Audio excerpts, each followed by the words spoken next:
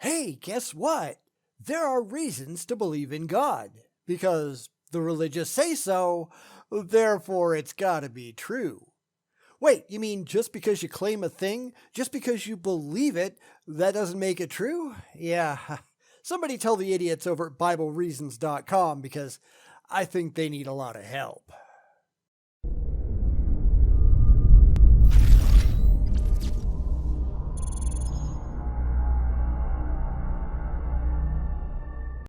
I stumbled across this list of 17 supposed proofs for God a while back and then just never got back to it. Well, let's take a look today because these never go very well, do they? But hey, for the hell of it, let's take a look for shits and giggles. I'm going to get through as many as I can before the video gets too long, and then if anybody's interested, I'll come back to it again later on, maybe. I don't know. Make sure you let me know in the comments when all of this is done, and let's see what happens when the religious think they've got proof for their God and why, invariably, they're always wrong. Many people ask, is God real or not? Does God exist? Is there evidence for God? What are the arguments for God's existence? Is God alive or dead? The problem with all of this is that none of these questions have any good answers from the religious. They seem to think that they do, but they're just wrong. There is no evidence for God at all, no direct, demonstrable, verifiable evidence anyhow, and that's what we need. It's all just made up nonsense proposed for emotional reasons because the religious really want it to be true. But that's not how rational people operate. I'm going to point out in this video a lot of the failures of religious thought and how they can't actually get anywhere worthwhile with blind faith. So that sounds interesting. Stay tuned. Interestingly, the Bible makes no argument for the existence of God. Instead, the Bible assumes God's existence from the very first few words. In the beginning, God. The Bible writers did not feel a need, apparently, to offer arguments for the existence of God. To deny the existence of God is foolish in Psalm 14:1. And that's kind of the problem. The religious just assume the existence of God. They can't actually demonstrate it. You know what they say about assuming things. But in this case, it only makes an ass out of the believers.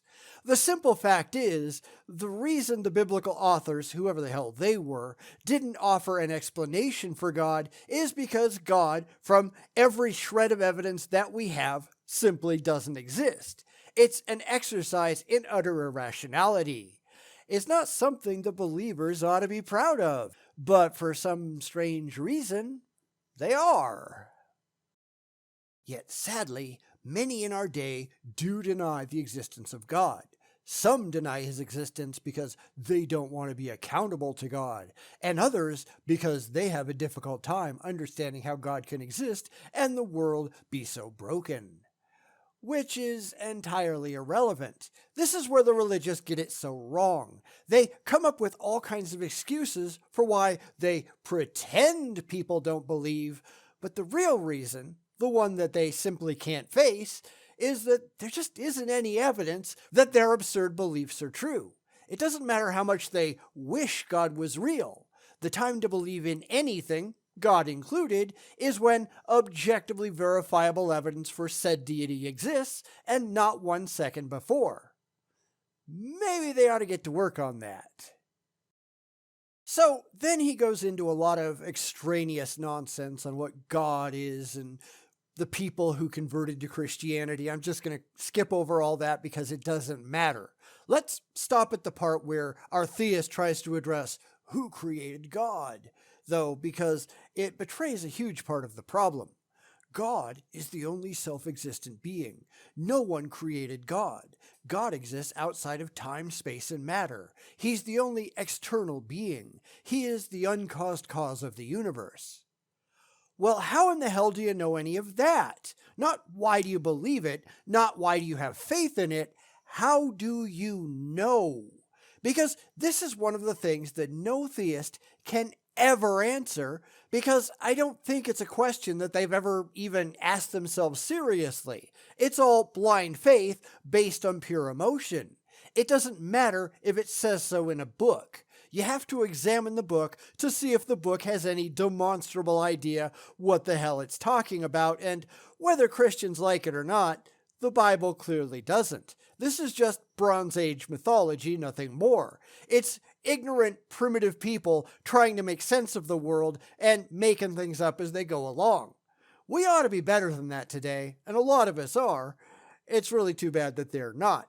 And a lot of that enforced ignorance will become painfully clear as we move deeper. Now, a lot of these I'm going to move through pretty quickly, or this video is going to get really, really long and take all day, and I think we've all got better things to do than that. The problems are largely the same no matter which argument you examine. It's just people playing make-believe for emotional reasons. So we'll start off on the moral argument for God, which, of course, we've all taken apart many, many times in the past. We know that God is real because there's a moral standard, and if there is a moral standard, then there is a transcendent moral truth giver. The moral argument has a few variations in the way it's articulated.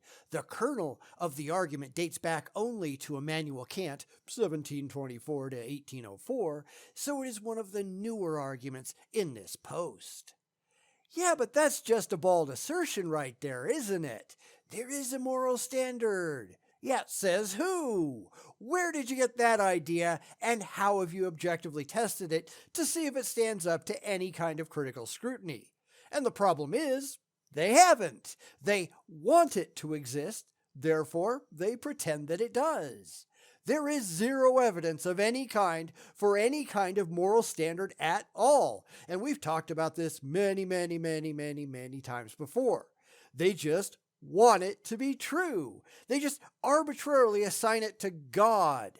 Why? Because that's what they want. You could change the argument to replace God with invisible, intangible, universe-creating pixies, and it wouldn't substantively change anything. Why? Because it's all just made up. They don't understand how to draw a direct, demonstrable causal link between their emotional claims and any demonstrable reality. You don't just get to say, God did it. You actually have to prove it, and they can't do that, can they? The simplest form of the argument is that since it is obvious that there is a perfect moral ideal, then we should assume that the ideal had an origin, and the only rational origin for such an idea is God. Putting it into even more basic terms, since there is such a thing as objective morality, murder, for example, is never a virtue in any society or culture, then that objective moral standard, and our sense of duty to it, must come from outside of our experience, from God. Once again, these are all just bald assertions with absolutely nothing to back them up. This is an emotional response, not a rational one.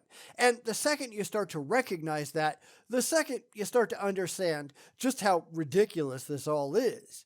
Now, if I wanted to take the easy way out, I'd go point by point and say, prove it, and that would be the end of it. They claim that there is a perfect moral idea. Okay, that's your claim. Now back it up. This is where they go completely off the rails, though, and they don't really care. They are starting with an emotionally comforting conclusion, and then they're demanding that because they're comforted by it, well, it's just got to be so. Yet that works for any religion, doesn't it?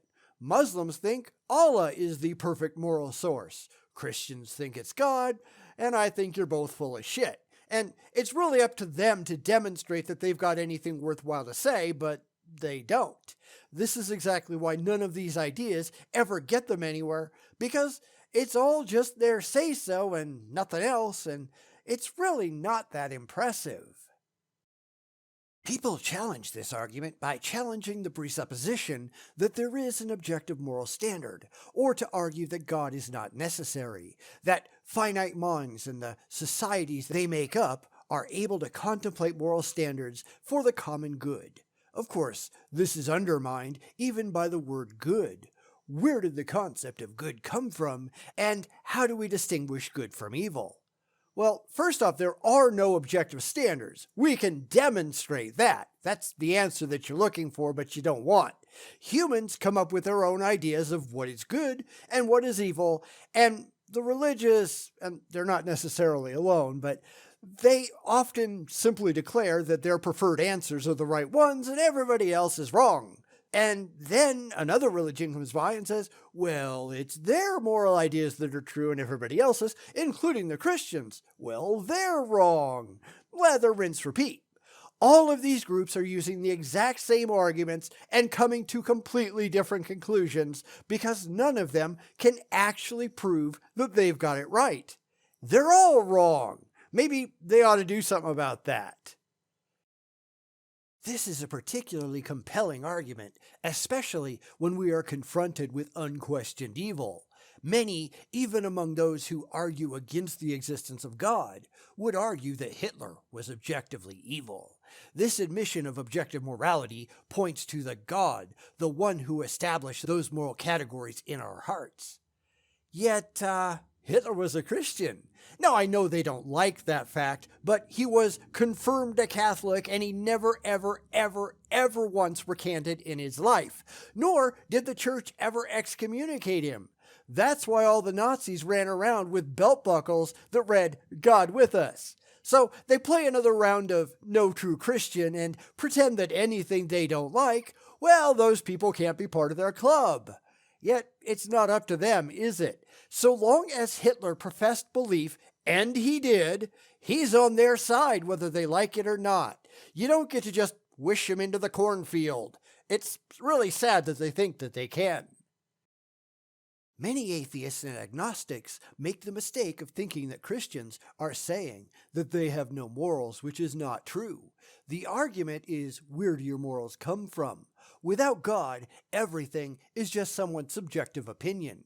If someone says that something is wrong because they don't like it, then why is that the standard?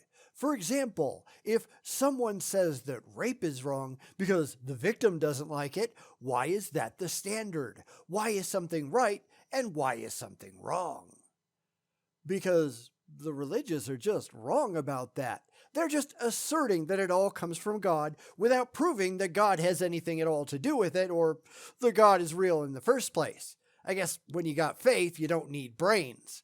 This is another place where if you just swap God out with anything else, just make it up if you want, and the argument really doesn't change, does it? You've just got something really dumb going on in your head. So the answer that he doesn't really want to hear is rape is wrong, not because the victim doesn't like it, but because society doesn't like it. Because society has a vested interest in protecting the members of society, which increases societal health and happiness. That's why it's wrong. Same reason murder is wrong. Same reason robbery is wrong. Same reason most things are quote unquote wrong. Because we, as a collective society, decided that's what we wanted to be the case. That's how it works. Anyway, I'm getting kind of tired of this part, so let's move on because anything has got to be better than this. Now we're going to go off to the teleological argument, and again, this gets them absolutely nowhere. So let's begin. This argument can be illustrated in the story of where my automatic watch came from. As you may know, an automatic self-winding watch is a mechanical wonder, full of gears and weights and jewels. It is precise and needs no battery. The movement of one's wrist keeps it wound. Yeah, big deal. And this is where I start to think this isn't actually a really old argument because who the hell wears a self-winding watch anymore? I mean, who the hell even wears a watch anymore? That's kind of a rare thing. Anyway, now the religious are just asserting that because something is complex, their imaginary friend in the sky must have done it. But again, they've got absolutely no proof of that whatsoever. Why not the flying spaghetti monster? Why not invisible, intangible, universe-creating pixies? Why their deity? Because that's what they want, of course. That's all they care about after all. They only want their own preferences to be true. because the question here really comes down to, if they really think that their God created everything, how do they have anything to compare created things against? What is it exactly that's non-created, such that they can look at the characteristics of one thing and compare it against the other and find out which one makes any sense? Oh, right, they don't do that. Nor do they even acknowledge it, because none of this has anything at all to do with reason. It's all childish fee-fees, because that's all they've got. So we're going to skip a bit until we get to this.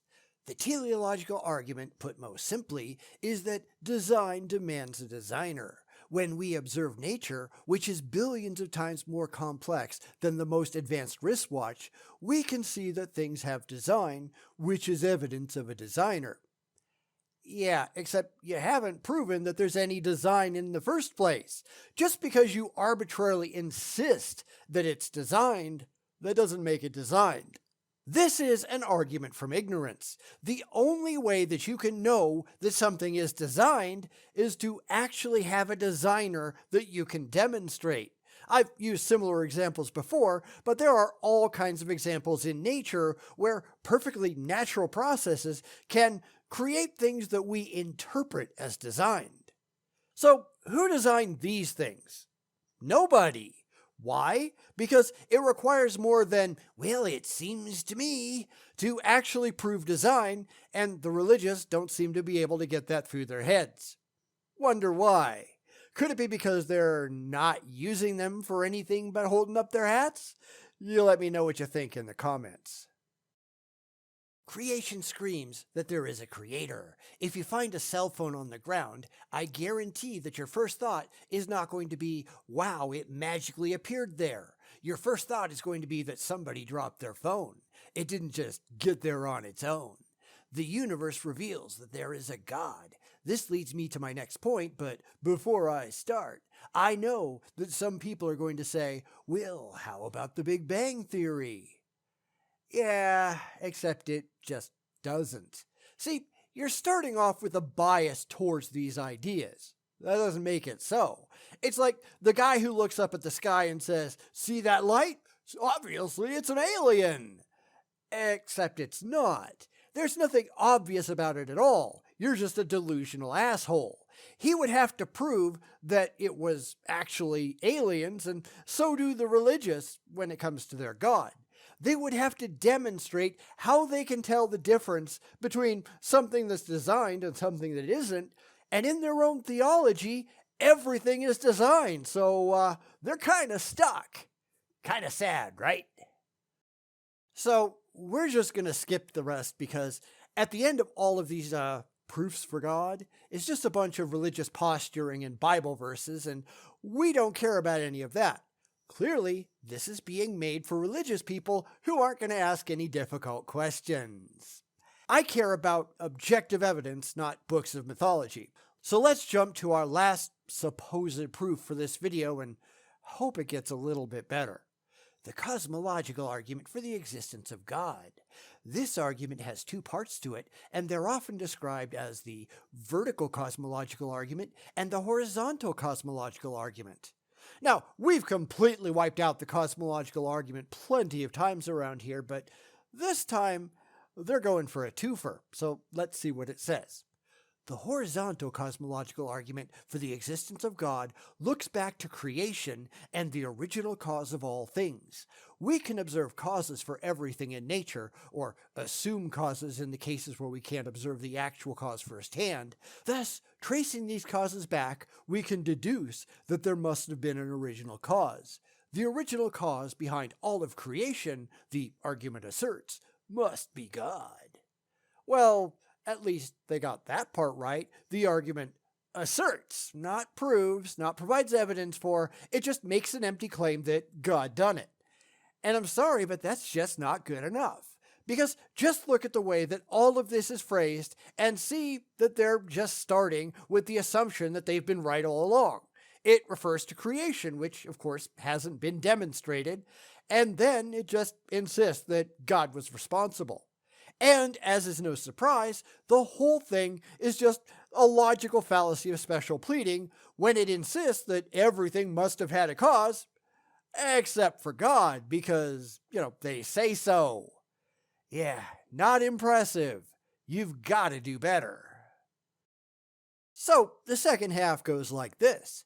The vertical cosmological argument for the existence of God reasons that behind the being of the universe that now exists, there must have been a cause. Something or someone must be sustaining the universe. The cosmological argument asserts that the only rational conclusion is that a supreme being, independent of the universe and its laws, must be the sustaining force between the being of the universe. As the Apostle Paul said, he is before all things, and in him all things hold together. Yeah, but that's just yanking your beliefs out of your ass. First off, there is nothing holding the universe together in evidence. It seems to be doing just fine all on its own. If you want anybody to accept that there's some magical wizard out there someplace maintaining reality, you're going to have to do a lot more than just make the claim. You're going to have to prove it, and yeah, you got some work to do to get anywhere remotely close. This, of course, is why they don't come and talk to us directly. They know that we're not going to accept it blindly like all of the religious dumbasses do, nor should we. It's why all of these articles are made for the already delusional. They'd never fly for anybody rational. Anyway, I think that's where we're going to stop because, honestly, we are not getting anywhere remotely rational. If anybody wants to see more of these supposed proofs for God, let me know and I'll go for it. Maybe I'll do another one or two of these if I'm bored, but this isn't smart stuff. But then again, this is religion we're talking about. Looking ahead, there are claims like the ontological argument, which we've destroyed, DNA, racial arguments, etc., etc. I don't know if any of them are going to be better than this, but I certainly hope so. It's kind of hard to be worse. And this is why everything that the religious say is so utterly laughable, because they don't understand how to properly and rationally evaluate claims and to look for actual answers. It just makes them happy, therefore it's got to be true. Yeah, not so much. If you pay attention, you're going to see that every single one of them is doing the exact same thing. They all have the same arguments, they just alter the conclusions to give credit to their own imaginary friends. But that's just crap, sorry. There is no reason to take the Christians seriously, any more than we should take the Muslims or the Hindus or the Buddhists or the Scientologists seriously either. It's all just, well, I'd really like this to be true. Sure, pal, I'd really like to have $1 billion in the bank, but that's not going to happen, is it? Grow up and deal with the reality that we actually live in. Wouldn't that be nice if they actually would? I might even throw a party and you'd all be invited. Let's try for that. Bum